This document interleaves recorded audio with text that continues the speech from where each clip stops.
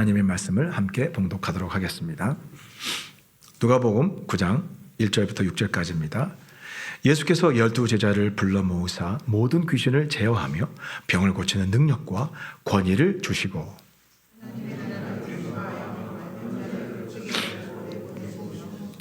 이르시되 여행을 위하여 아무것도 가지지 말라. 지팡이나 배낭이나 양식이나 돈이나 두 벌 옷을 가지지 말며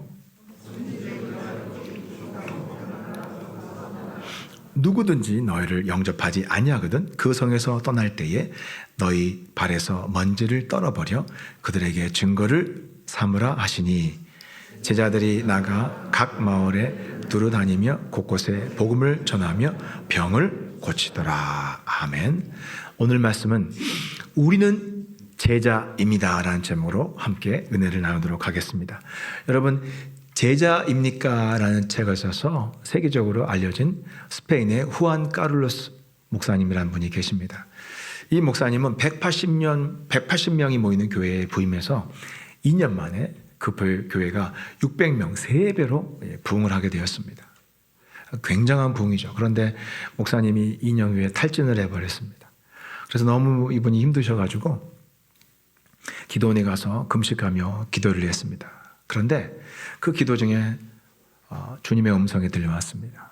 뭐라고 하셨냐면 너는 지금 교회를 세우는 것이 아니라 사업을 하고 있구나 라고 하신 거예요. 칭찬은 아니죠. 누가 봐도. 그러면서 주님이 계속 말씀을 주셨는데 내 교회는 자라나는 것이 아니라 그냥 살만 찌고 있구나. 그리고 너는 이전과 조금도 달라지지 않은 교인들을 400명 더 확보했을 뿐이구나. 전에는 200명의 영적 갓난 아이들을 데리고 있었다면 지금은 600명의 갓난 아이를 데리고 있을 뿐이구나. 너는 지금 고아원을 운영하고 있다. 분주한 고아원 원장이다. 그 누구의 영적 아버지도 아니구나 라고 말씀하신 거예요. 그리고 엄청난 충격을 받았습니다. 이 책이 출간된 지 35년이 넘었지만 저도 이 책을 또 다시 잠깐 펼쳐보면 조금만 읽어도 다시 이렇게 정신이 번쩍이 납니다. 하나님이 보실 때 우리 교회를 어떻게 보실까? 그냥 살만 쪄가는 교회로 보실까? 아니면 예수님을 닮은 제자로 장성해가는 교회로 보실까? 주님은 우리 교회를 몇 점으로 보실까? 여러분, 요한계시록에 보면 예수님이 7 교회들을 쭉 보시면서 평가를 하십니다. 너희 교회가 지금 어떤 상태에 있는지를 정확하게 피드백을 하십니다. 우리 주님도 지금 대한민국에 있는 수많은 교회들을 다 하나하나 불꽃 같은 눈으로 감찰하고 있습니다. 그런 주님이 우리 교회를 어떻게 바라보고 계실까? 목사로서 사실 굉장히 두렵습니다. 두려운 마음이 들어요. 오늘날 교인들은 참 바쁩니다. 실제로 먹고 사는 일도 더 힘들어졌어요. 보니까 요즘에 기업체들이 뭐 AI다 뭐다 다 자동화시키면서 사람을 계속 줄여나가요. 그러면 사람을 줄이면서 뭘 하냐면 더 업무를 빡빡하게 줘요. 그러니까 사실 업무의 강도는 훨씬 더 높아져 갑니다. 힘들어요. 거기다가 또 자녀들을 키우는 일도 과거보다는 몇 배나 더 에너지가 많이 들어가는 것 같습니다. 보면 아이 하나 낳고 키우면서 우울증 걸린 엄마들이 많아요. 우리 엄마들은 셋, 넷 낳으면서도 멀쩡하셨거든요. 그러니까 환경이 다른 것 같아요. 애 키우는 환경이. 그렇게 바쁘고 또 힘들게 직장생활 또 육아를 하면서 또 그러면서 또 정기적으로 여름방학, 겨울방학 되면 또 여행들은 또 다 가시더라고요. 빠지지 않고. 그러니까 바빠요. 갔다 오면 또 채워 넣어야 되잖아요. 바쁘게 또 살아야 되잖아요. 그러니까 정말 이렇게 역사상 가장 바쁘고 분주한 세대들이 없어요. 옛날에 오카노 목사님이 은퇴하시기 전에 저희 사역자들, 교육자들 모아놓고 이렇게 말씀하셨어요. 너희들 불쌍하다. 앞으로 너희들 목회할 때는 정말 힘들 거다. 그렇게 말씀하시면서 약간 놀리셨거든요. 그리고 걱정을 많이 하셨어요. 성도들이 지금과 같은 성도들의 모습은 절대로 아닐 거라고 말씀하셨어요. 근데 정말 그렇더라고요. 정말 그래요. 20몇 년이 지난 지금 그 목사님 교역자 회의 때 마지막 때 말씀하셨던 그게 아주 실감하고 있어요. 이렇게 바쁘고 분주한 세대들에게 제자 훈련 받고 또 제자의 삶을 살라고 도전하는 것이 얼마나 목사로서 얼마나 꺼내기 어려운 말인지 모릅니다. 한 번은 제가 어떤 성도님에게 이번 주일에 만나면 꼭 가서 제자 훈련을 좀 받으라고 권면을 해야겠다라고 마음을 먹고 주일날 이렇게 봤어요. 그런데 이분이 일주일 내내 야근하고 또 주말에는 아이 병원 데려다주고 또 학원을 이렇게 데려다니면서 뺑뺑이 돌고 주일날 이렇게 보니까 얼굴에 눈에 다크서클이 이만큼 내려갖고 왔는데 제가 그 앞에서 말 못했어요. 그러니까 너무 힘들게 사는데 목사로서 그런 마음이 들더라고요. 저렇게 힘들게 사는데 이 제자 훈련이라는 이 짐을 또 저 사람에게 주고 부여시킨다는 것이 이게 말이 안 떨어지는 거예요. 이렇게 변해가는 시대, 변해가는 목회 환경 속에서 다시 한번 오늘 말씀은요, 저와 여러분들에게 교회가 뭔가, 정말 힘들고 어려운 이 시대 속에 교회는 어떤 모습이 되어야 되는가? 왜 교회는 제자들의 공동체가 되어야 하는지를 다시 한번 우리에게 명확하게 말씀해 주십니다. 오늘 말씀을 통해서 오늘 우리 모두가 다 다시 한번 주님의 음성을 듣는 귀한 시간 되길 바랍니다. 오늘 본문 1절, 2절을 다시 한번 보겠습니다. 다 같이 읽어보겠습니다. 시작. 예수께서 12 제자를 불러 모으사 모든 귀신을 제어하며 병을 고치는 능력과 권위를 주시고 하나님의 나라를 전파하며 앓는 자를 고치게 하려고 내보내시며. 이 말씀은 예수님이 12 제자를 이렇게 세우시고 이들에게 귀신을 제어하고 병을 고치며 복음을 전파하라고 제자들을 파송하시는 장면이에요. 보내시는 장면입니다. 그런데 이 장면을 보면 예수님이 제자들에게 귀신을 쫓아내고 병자를 고치며 큰 권능을 주시고 그리고 이 파송하시는 장면을 보면서 우리는 바로 이전에 우리가 설교 시간에도 말씀을 다뤘지만 이전에 있었던 한 장면을 또 우리는 동시에 떠올려야 합니다. 어떤 장면인가 하면 예수님이 나사렛 회당에 딱 서셔서 이사야서 61장을 펼쳐 읽으시고 이 말씀이 오늘날 너희에게 응하였노라 선포하셨던 그 말씀 기억나십니까? 예수님이 메시아로 취임식하는 그런 장면이라고 말씀드렸죠. 우리 이사야서 61장 1절 한번 다시 한번 보겠습니다. 다 같이 한번 읽어볼까요? 시작. 주 여호와의 영이 내게 내리셨으니 이는 여호와께서 내게 기름을 부으사 가난한 자에게 아름다운 소식을 전하게 하려 하심이라. 나를 보내사 마음이 상한 자를 고치며 포로된 자에게 자유를, 갇힌 자에게 노임을 선포하며. 구약 성경에서 예언된 그대로 메시아가 오면 이런 일을 할 것이다. 귀신을 쫓아내고 병든 자를 고치고 죄에 사로잡힌 사람들을 풀어주고 자유롭게 하는 그 메시아의 일을 하실 거라고 그러는데 예수님이 그 예언의 말씀대로 지금 이제 내가 이 땅에 와서 그 일을 내가 성취하리라고 말씀하신 거예요.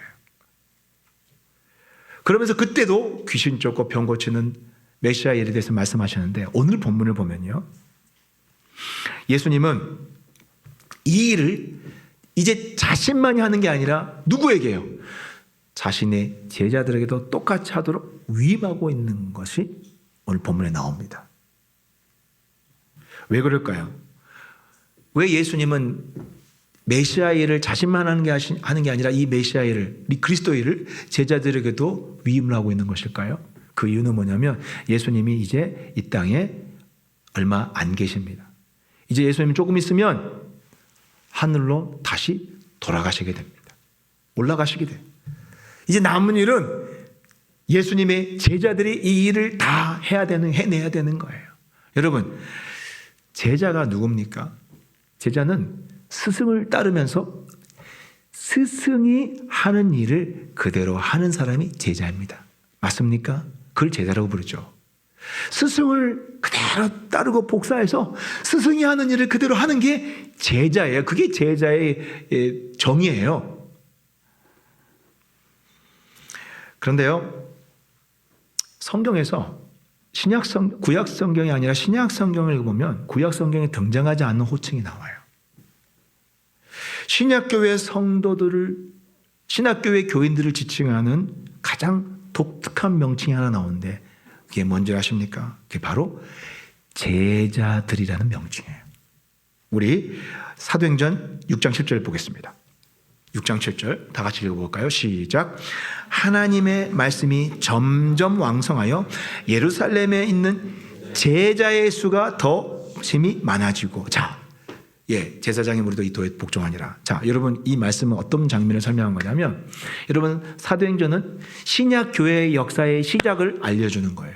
그러니까 구약 성경에 있던 교회와 신약 교회가 이제 차별화되어서 예수님을 통해서 우리가 다니는 이 신약 교회, 우리가 다니는 이 교회의 모습이 언제부터 시작했냐면 바로 사도행전부터 시작한 거예요. 그리고 이 신약 교회의 첫 교회는, 우리 신약 교회의 모태가 되는 첫 교회는 바로 예루살렘에 세워진 예루살렘 교회예요. 사도행전에 나온 교회예요. 이건 완전히 구약과 차별된 새로운 교회예요. 근데 이 교회가 부흥을 했습니다. 성도들이 많이 늘었어요. 사람들이 많이 늘었어요. 그런데 성경은 뭐라고 하냐면 예루살렘 교회가 부흥할 때 성경은 교인들의 숫자가 늘었다고 말하는 것이 아니라 아까 읽었죠. 누가 늘었다고 되어 있어요? 다시 한번 볼까요? 6장 7절. 그렇죠. 예루살렘에 있는, 그렇죠, 제자의 수가 늘었다고 했어요. 교인 숫자가 늘었다고 하지 않았어요. 성도 숫자가 늘었다고 하지 않았어요. 뭐라고 되어 있어요? 제자의 숫자가 늘었다고 말하는 것을 여러분은 정말 주목해서 읽어야 돼요. 이거 되게 중요한 의미예요. 구약 성경에서는요, 어떻게 표현하는지 볼까요? 구약 성경에서는 이스라엘 백성, 구약 성경의 공동체는 이스라엘 민족 공동체이죠. 사실은 민족성이 굉장히 강해요. 민족적 정체성이 강합니다. 그 구약 성경에서는 이스라엘 백성들을 하나님의 제자들이라고 표현한 적이 성경에서 나옵니까? 안 나옵니까? 한 구절도 없어요. 하나님의 제자라는 표현은 전혀 나오지 않습니다. 한 구절도 없어요. 찾아보세요. 검색해 보세요. 없어요. 뭐라고 되냐면 하나님의 백성들이라고 되어 있어요. 레위기서 26장 12절을 보세요. 하나님과 이스라엘 백성들과의 관계를 어떻게 표현하는지 보세요. 시작. 나는 너희 중에 행하여, 그렇죠, 나는 너희 중에 행하여 너희의 하나님 되고 너희는 내 백성. 하나님 이스라엘 백성들 향해서 부를 때 호칭이 뭐냐면 내 백성이에요. 내 백성. 그러니까 이스라엘 백성들 하나님은 난 너희 하나님, 너희는 내 백성이라고 그렇게 명칭을 부르셨어요. 그런데요, 신약 교회의 머리는 누구예요? 예수 그리스도예요. 예수님이 자기 피값으로 사신 교회가 우리 신약 교회예요. 우리는 예수님 피값으로, 예수님 자기 피값으로 사신 성도들이에요. 그러니까 우리 교회의 주인은 예수님이세요. 교회의 머리가 되신 분은 예수님이에요. 자기 피로 희생해서 여러분들을 얻으신 거예요. 살리신 거예요. 이 교회의 머리가 되신 예수님께서 성도들을 향해서 뭐라고 하시냐면 내 백성이라고 말씀하신 적이 한 번도 없어요. 뭐라고 부르는 줄 아세요? 항상 내 제자라고 표현을 하십니다. 우리 요한복음 15장 8절 보세요. 다 같이 읽어봅시다. 요한복음 15장 8절 시작. 너희가 열매를 많이 맺으면 내 아버지께서 영광을 받을 것이요 너희는, 그렇죠, 뭐가 된다고요? 내 제자가 될 거라고 했어요. 너희가 내 말에 거하면 내 참 제자가 되고 진리가 너희를 자유케 하리라 그랬어요. 그리고 예수님이 하늘로 올라가시면서 자신의 제자들에게 하셨던 명령이 뭡니까? 마태복음 28장 19절 한번 볼까요? 시작. 그러므로 너희는 가서 모든 민족을 뭘로 삼으라고요? 그렇죠. 모든 민족을 교인으로 삼으라고 하지 않으셨어요. 교인 만들라고 하지 않으셨어요. 뭐라고 돼 있어요? 그렇죠. 이건요, 예수님이 일부러 구별해서 부르신 호칭인 거예요.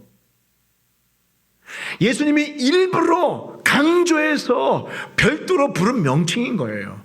예수님은 전도에서 교인 만들라고 하지 않으셨어요. 뭘 만들라고 그랬어요? 내 제자를 만들라고 그랬어요. 그리고 그 다음에 계속 한번 읽어보겠습니다. 마태복음 28장.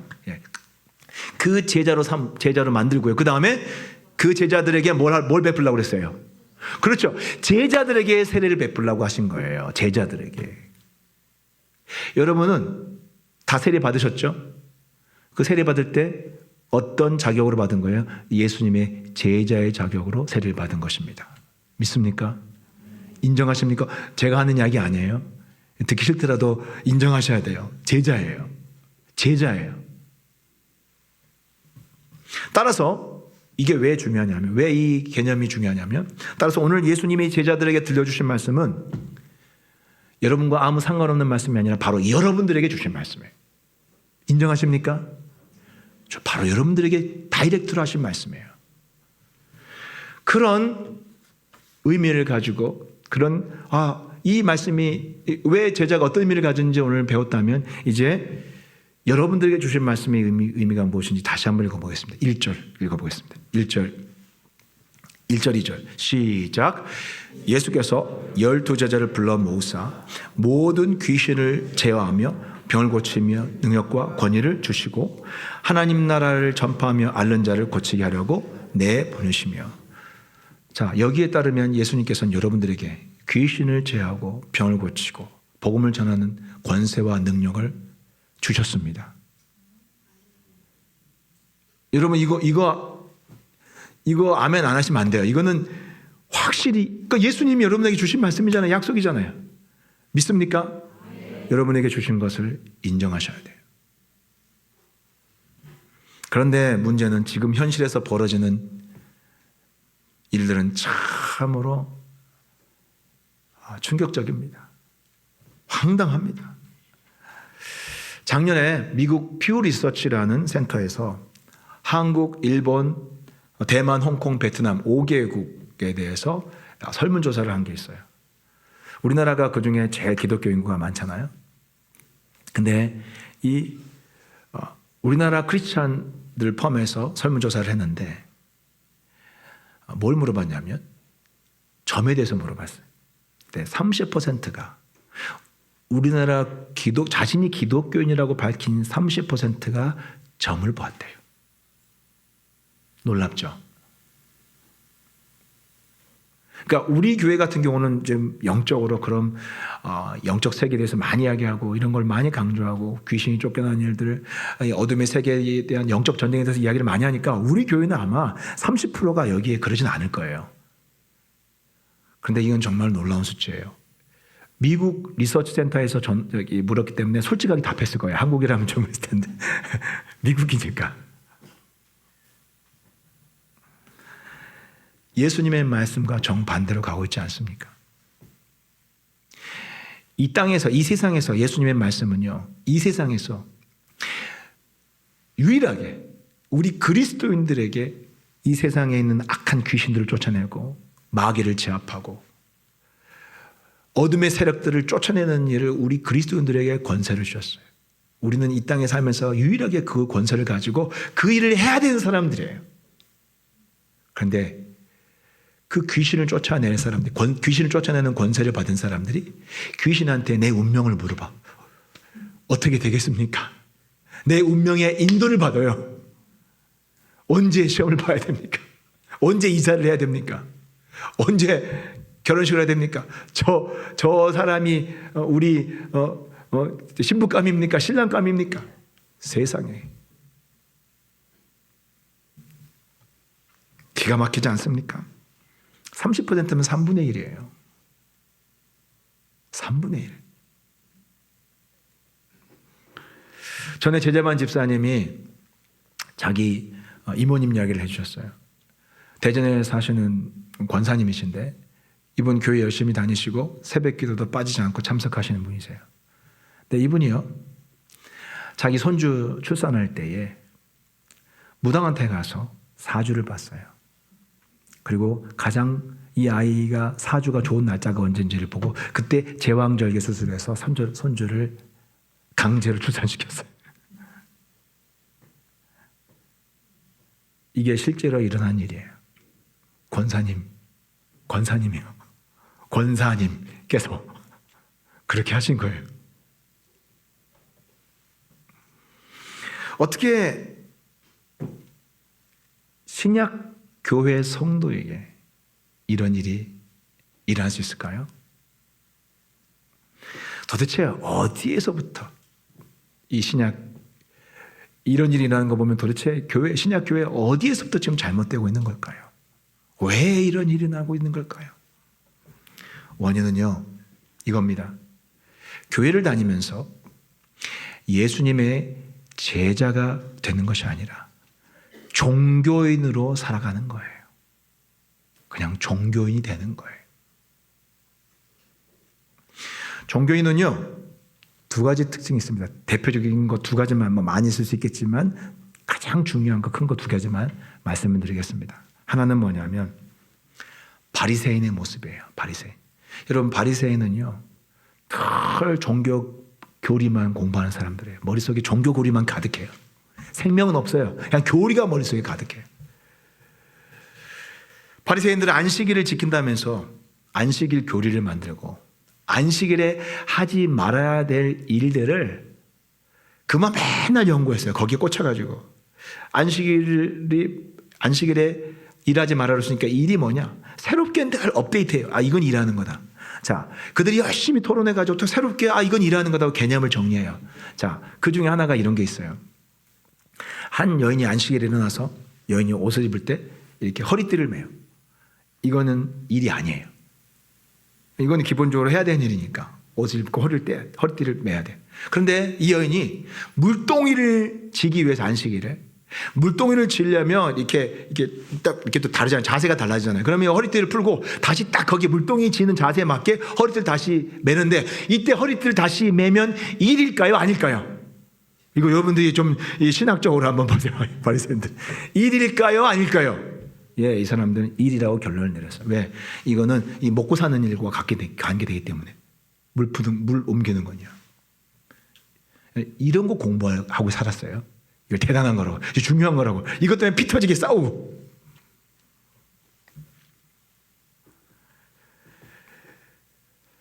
과거에 만난 성도님들 중에 보면 신앙을 철학적으로 연구하기를 좋아하는 분들이 있습니다. 나중에는 이제 이분이 교회에서 배울 게 없다고 이제 신학교를 등록을 하더라고요. 그래서 이분이 신학을 이제 목회를 하려는지 물어봤을 때 목회는 아니라 자기는 목회는 그 생각도 안 하지 않는데요. 공부하고 싶어서 그랬대요. 진리를 알고 싶어서.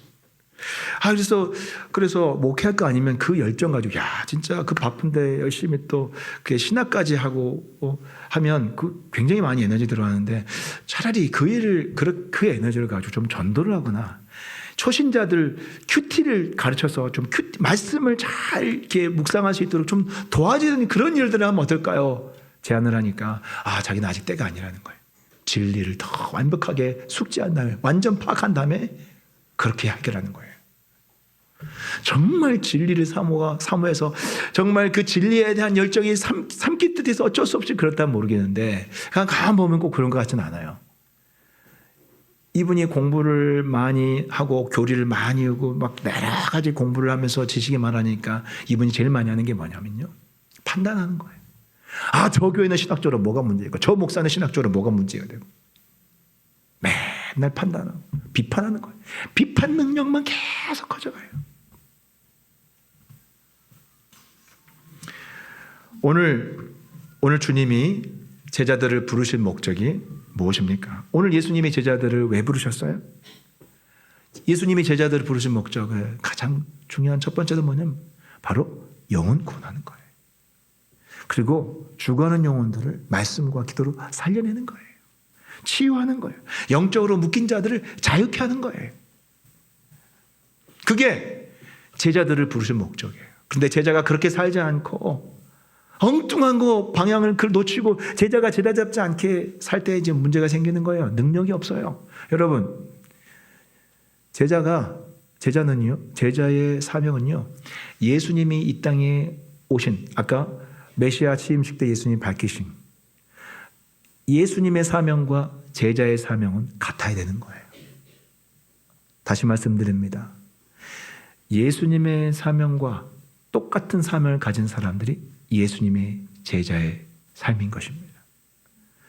그래서 예수님의 제자들은 예수님이 포커스를 맞춘 것을 향해서 바라보고 그렇게 삶이 초점을 거기에 맞추고 따라가야 돼요.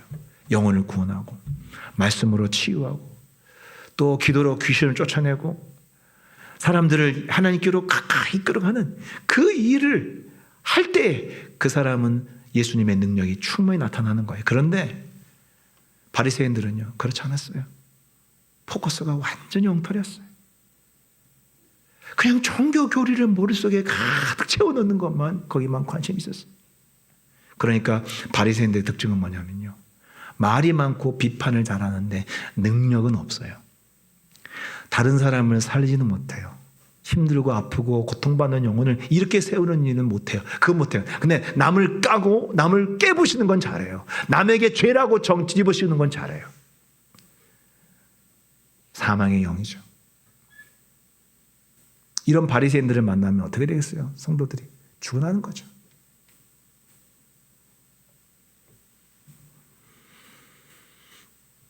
제자의 삶, 예수님이 맡기신 제자의 사명의 초점에 맞추며 살아가지 않을 때 무기력해지는 것입니다. 생명이 없어지는 거예요. 또 한 가지 대표적인 종교인의 모습이 있습니다. 그건 뭐냐면 바로 기복신앙인 거예요. 종교인의 특징이 기복신앙입니다. 저는 예수님을 열심히 따르면 당연히 복을 받는다고 믿는 사람이에요. 난 누구보다도 거기에 대한 자신이 있어요. 간증을 하면 밤새도록 할 수 있어요. 내 자신의 경험과 내 주변에 예수님을 따르면서 받은 수많은 복 받은 사람들을 정말 많이 봤어요. 누릴 수 없는 것을 하나님이 누리게 하시고 그 자녀들에게 축복 주시는 건 저는 허다하게 봤어요. 이번에 목회자 모임 만났을 때 우리 오랜만에 우리 목회자, 우리 부교육자 동기들 만나서 얘기하는데 지방 교회에서 힘들게 어렵게 목회하는 목사님 보니까 참 또 간증이 넘쳐요. 하나님이 그 가정에 축복을 주시고 자녀들에게 축복 주신 것을 나누는데 정말 너무나 은혜롭더라고요. 여러분, 여러분 알바하다가 떡집에서 알바하다가 이렇게 떡 이렇게 만지면 떡국물 묻어야 안 묻어요? 묻잖아요. 그러면 먹을 수 있잖아요. 이렇게 우리가 떡 만지면 떡국물 묻는 것처럼 예수님 따라가 보다면 이 세상에 만복의 근원이신 예수님을 따라가 보다면 예수님의 복이 우리에게 들어오는 입혀지는 것을 믿으시기 바랍니다. 당연히 너무나 이 세상을 창조하신 하나님 따르면 떡 먹을 게 많이 떨어져요. 은혜가 많아요. 그런데 그렇게 예수님을 따라가다가 복을 누리는 것과 내가 바라는 복을 얻기 위해서 예수님을 따르는 것은 전혀 다른 이야기예요. 이해가 되십니까? 내가 목표로 하는 복을 얻기 위해서 예수님을 따라가는 것은 예수님을 사실 이용하는 거죠. 그건 다른 이야기예요. 어떤 교회에서 있었던 일입니다. 이분이 장사를 하는데 가게를 운영하는데 가게가 점점점 이렇게 잘 안 됐어요. 그러니까 이분이 또 간증들을 많이 듣잖아요. 다른 교회 막 복 받은 간증, 막 하나님께 드려서 사업이 막 축복을 받고 잘 되는 간증들을 많이 들으니까 이분이 그걸 생각해냈어요. 우리 교회도 우리 가게도 잘 되려면 좀 내가 드려야겠다. 그래서 대출을 받아가지고 무리해서 헌금을 드렸어요. 근데 잘 되면 좋은데 가게가 더 안 됐어요. 계속해서 거의 이제 망할 지경이 됐어요. 그러니까 이분이 화가 치밀어 올라가지고 남편이 교회 와가지고 목사님 찾아가지고 소리를 지르면서 난리를 쳤어요. 예수 믿으면 복 받는다더니 이딴 게 뭐냐고. 그리고 교회를 떠났어요. 이분은요, 투자한 거예요, 투자. 그냥 투자의 개념으로.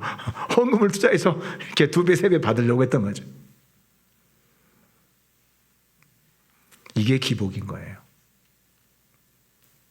예수님을 따르다 복을 받는 거하고 내가 목표로 하는 복을 얻기 위해서 예수님을 따르는 것은 완전히 다른 거예요. 그 후자를 기복신앙이라고 하는 것입니다. 이것은 예수님을 쫓는 것이 아니라 사실은 우상을 쫓는 거예요. 돈의 우상, 명예의 우상, 자녀의 출세라는 우상을 예수 믿으면 그렇게 되겠지라고 기대하면서 그걸 목표로 따라가는 거예요. 우상이죠.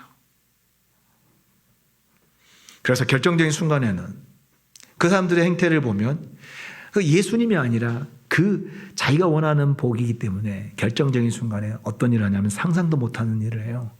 아까 그 권사님처럼 자기 손주 무당한테 물어서 사주 날짜를 받고 그날 제왕절개하는 거예요. 이게 있을 수 있는 일입니까? 그러니까 그 사람이 갖고 있는 신앙의 본질이 뭔지를 그때 다 드러내는 거예요. 기복신앙이죠. 그렇다면 종교인이 아닌 제자의 삶을 사는 사람들은 어떤 사람들일까요? 오늘 본문 2절에 읽어보면 한 단어 속에 그 정확한 의미를 잘 담고 있습니다. 다 같이 한번 읽어볼까요? 시작. 하나님 나라를 전파하며 앓는 자를 고치게 하라고 내 보내시며의 밑줄을 끄시기 바랍니다. 내 보내시며.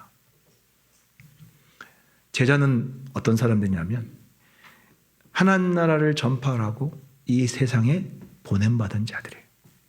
다시 말씀드립니다. 제자는 복음을 전하라고 이 세상에 보내심 받은 사람들이에요. 이 세상에서 복음을 전하고 병든 자, 포로된 자, 죄로 죽어가는 사람들을 말씀과 기도로 치유하는 사명을 가지고 세상 속에 보냄받은 사람이에요. 그리고 그 삶을 사는 사람들이 제자로 살아가는 거예요. 교회에 아무리 오래 다녀도요, 그러니까 20년, 30년 교회를 다녀도요, 이 사명을 따르지 않는 사람, 이 사명을 잊고 사는 사람은 죄송한 말씀이지만 아무리 시간이 지나가도요, 오히려 시간이 갈수록 이분의 신앙 패턴을 보면 나이가 들수록 종교인에 가깝게 변합니다. 아는 것 많으니까 자꾸 비판하고 누구 욕하고 정죄하고 그래요. 손 하나 깐딱 안 하면서 하는 건 싫어하는데 비판은 잘해요. 바리새인으로 바뀌어요. 또 그러면서 또 복은 아주 민감해요. 못 받는 거. 종교인으로 갈 가능성이 굉장히 높습니다.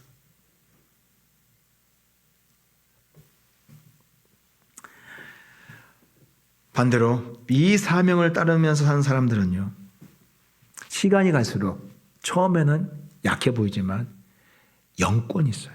그리고 이렇게 제자로 살아간 사람은 신앙생활 10년, 20년 하는 거 보면요, 달라요. 예수님을 닮아갑니다. 이 사람 통해서 사람들이 치유받고 살아나요. 사람들이 이 사람 옆에 모이려고 해요. 만나고 싶어하고 함께하고 싶어요. 왜? 오늘 예수님이 제자에게 주신 권세와 능력이 이 사람에게 점점 이 사람을 통해서 드러나기 때문이에요.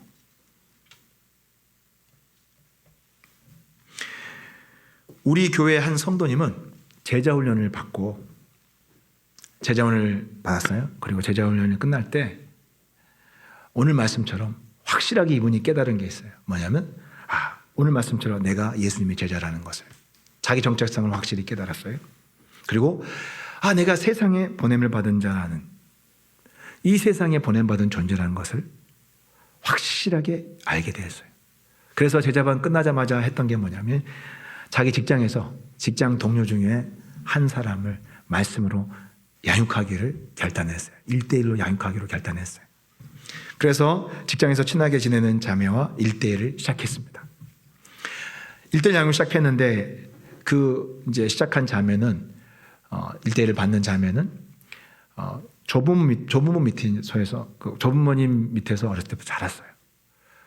그래서 그런지 자매는 여린 성격이 굉장히 여렸고 그리고 그로 인해서 공황장애를 겪었습니다. 20대 후반까지도 이 자매는 그때까지도 불을 끄고 잠을 잘 수가 없었어요. 불을 끄면 무서운 거예요. 공포증이 있는 거예요. 불을 못 끄는 공포증이 있었어요. 그리고 비행기 같이 이렇게 한번 타면 못 내리는 것. 그 비행기를 타면 공황 발작이 일어났어요.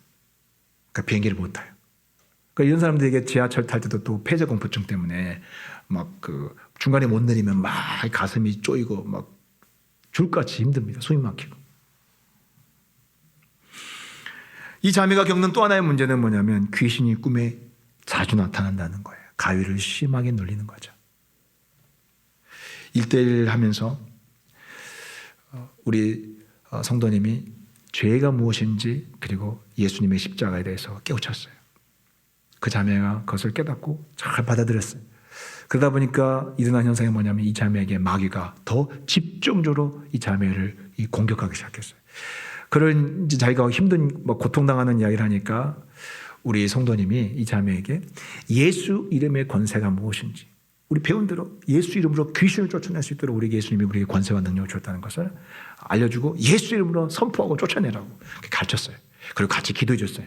그랬더니 이제 하루는 꿈을 꾸는데 그 자매가 꿈속에서 또 마귀가 나타나는데 이전과 달리 이제는 꿈속에서 막 귀신과 싸우는 거예요. 근데 더 재밌는 건 뭐냐면 이 자매가 꿈속에서 막 이 귀신과 마귀와 싸우는데 우리 성도님이 꿈속에서 함께 출연한 거예요. 나타났어요. 그러더니 나타나가지고 우리 성도님이 예수 이름으로 이 마귀를 선포하고 꾸짖으니까 이 마귀가 확 찌그러들면서 쫓겨나간 거예요. 완전히 제 앞으로 한 거예요. 그 다음에 일어난 변화가 뭔지 아세요? 이 자매가 그 다음부터는 밤이 무섭지 않은 거예요. 불을 끄고 잘 수 있게 됐어요. 그리고 또 하나가 뭐냐면 그 공황 발작 증상이 사라졌어요. 이 자매를 오랫동안 묻고 있던 그 결박이 끊어진 거예요. 누굴 통해서요? 한 명의 제자를 통해서. 예수 그리스도의 제자의 삶을 살기로 결단한 한 제자를 통해서 그 일을 일어난 거예요.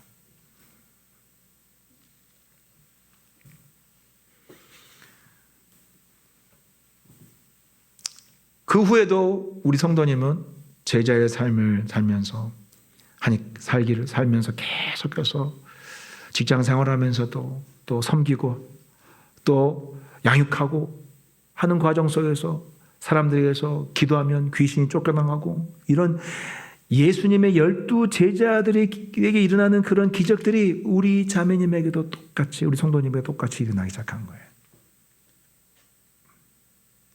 여러분 주님의 말씀은요 어제나 오늘이나 동일합니다.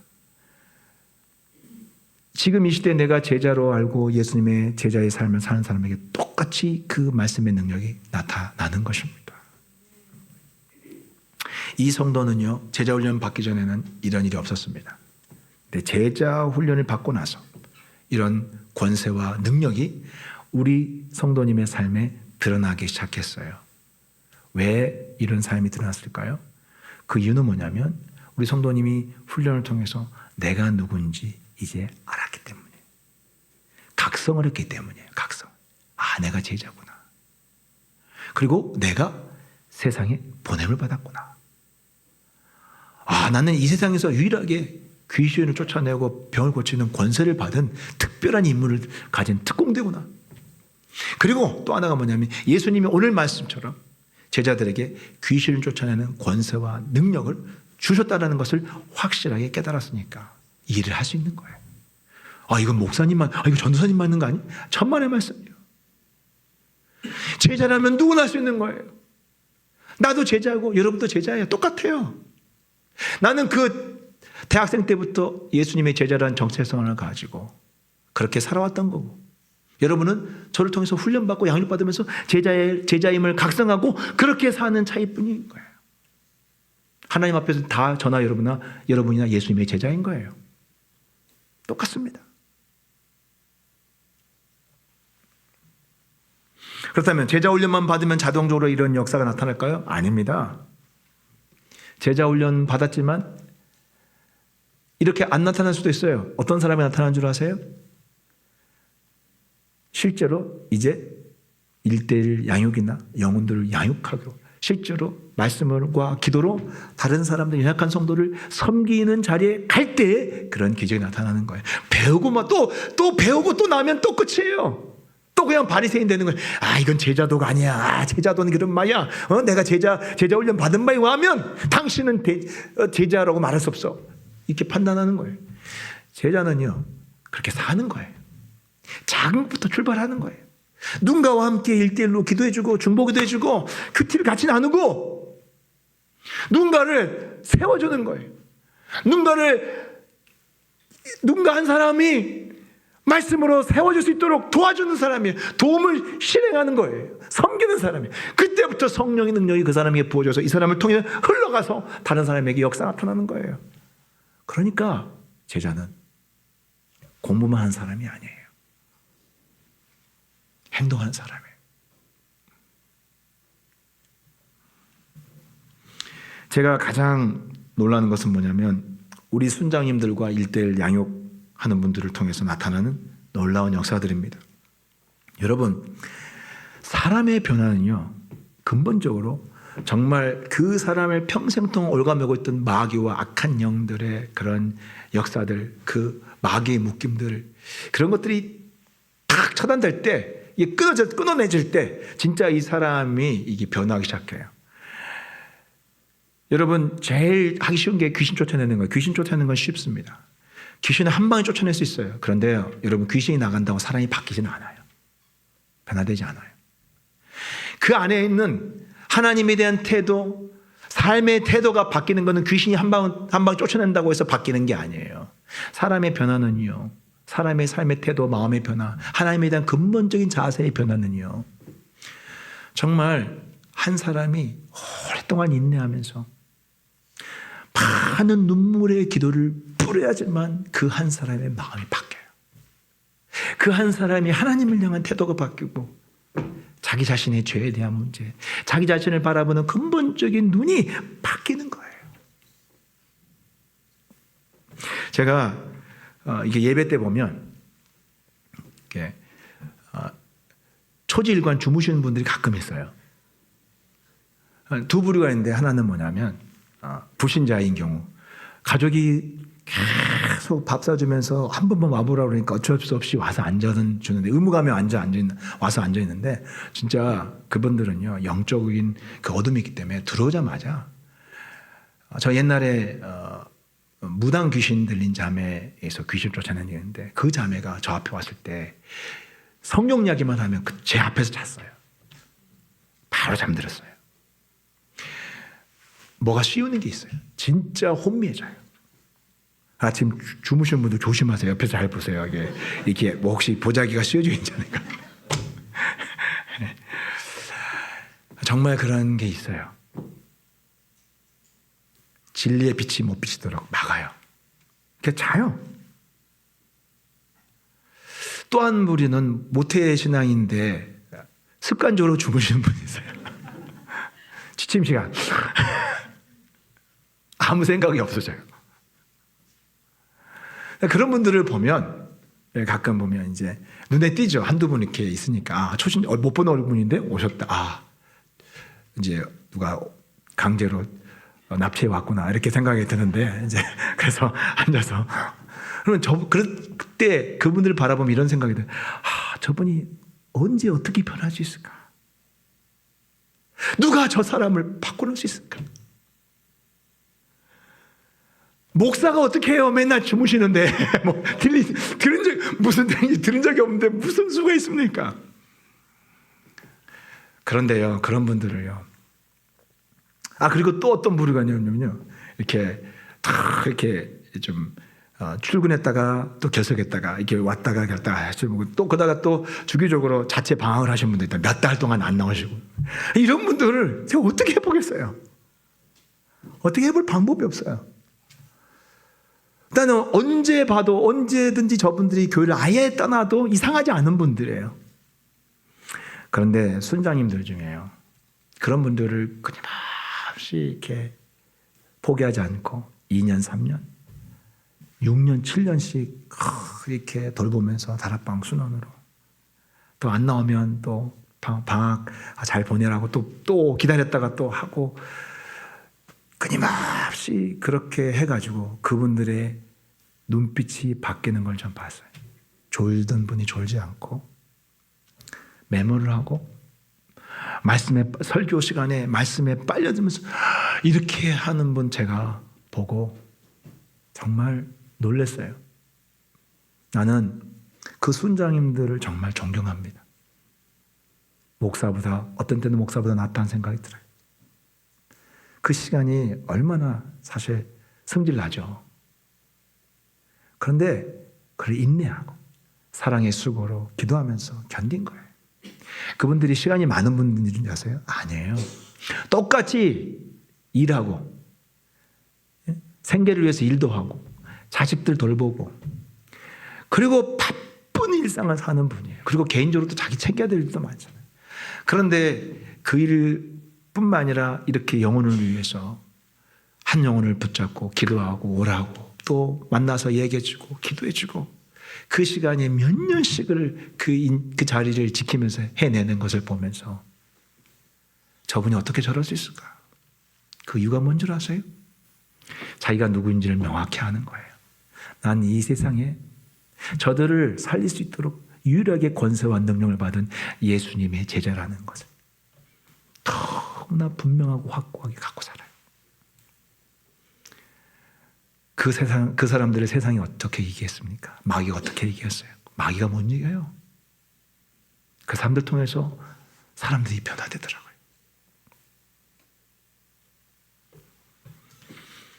이제 말씀을 마무리하겠습니다.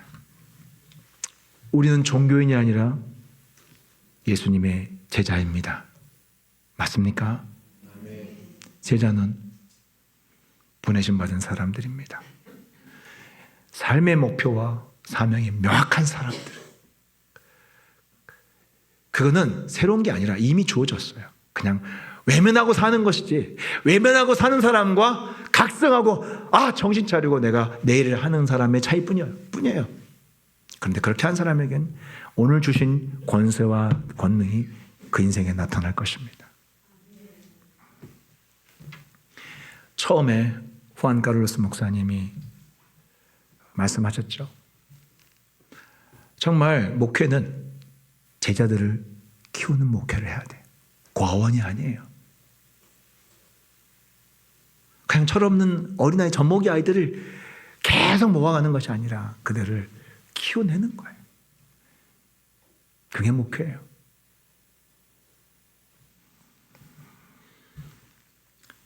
그런데 이 시대에 사실 제가 아까 말씀드렸던 것처럼 갈수록 시대가 어려워지고 성도들의 삶이 빡빡해지니까 우리 성도들을 그렇게 제자 훈련을 권하고 1:1 양육 훈련을 권하고 그리고 큐티 양육을 권하고 그리고 또 여러 가지 기도 훈련 또 수요기대 나와가지고 막 부르짖고 기도하는 집사님 나와서 하세요. 이렇게 해야지만 삽니다. 안 그러면 죽습니다. 이렇게 막 말을 하는 것이 보통 부담이 아니에요. 그래서 저도 최근에 우리 성도들이 너무 바쁘게 살고 어렵게 살고 하는 걸 보면서 저도 살짝 한 5초 정도 마음이 흔들렸어요. 내버려 두자. 그러나 다시 정신 차렸습니다. 다시 정신 차렸어요. 목회는요, 성도들을 내버려 두면 편해요. 그냥 어떻게 살든 말든 간에 그냥 보면 할렐루야 잘 사시죠. 그렇게 해서 그렇게 사세요. 그래서 헤어지면 제일 편해요. 그런데 만나면 집사님 정신 차려야 돼요. 집사님 기도하셔야 돼요. 큰일 납니다. 인상 찌푸려가면서 이게 막 그렇게 한다는 게 그리고 그건요, 목사도 똑같아요. 사람이기 때문에 성도들에게 불편한 이야기 할 때는 긴장이 돼요. 긴장감이 있어요. 불편해요. 말하기 쉽지 않아요. 그런데 해야 돼요. 왜? 안 그러면 죽거든. 안 그러면 저 사람은 뻔해요. 10년, 20년 뒤에 종교인이 돼요. 그냥 종교인으로 또 한 사람으로 인생 끝나는 거예요. 그게 보이는데 어떻게 목사의 양심으로 그렇게 할 수 있어요? 못해요.